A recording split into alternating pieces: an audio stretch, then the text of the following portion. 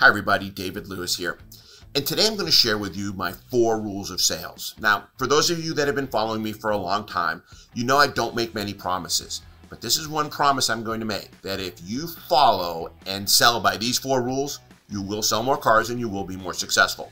So, rule number 1, never ask a question that can result in a lie. I never ask customers, what is your budget? What is your timeline for buying a car? How much do you think your trade's worth? They're going to lie to me. I would lie to you.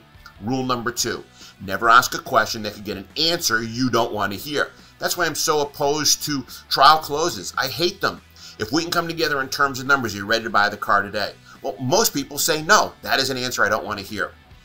Rule number 3, never ask a question or make a statement that can make the customer more defensive.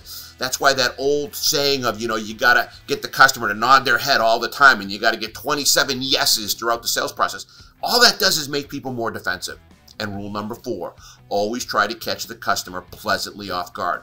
I like to do this with my customers that come in that are very defensive. I will ask them a question. Do you need to buy a car today? We know that most say no. I say great. That takes all the pressure off me and you. Let's do this. Let's make today just an informational gathering event. We'll look at cars. We'll drive some. I'll give you all the information you need when we're done. You can take it home, think about it, and consider it. Now, am I going to try to sell those people a car today? Of course I am. I just need to lower those defensive postures. Quick repeat.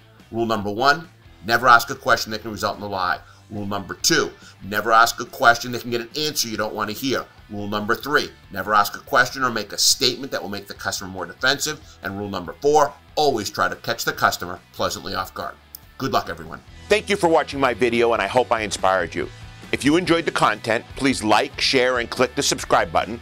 Once you subscribe, make sure to hit the bell so you can receive more content like this every week.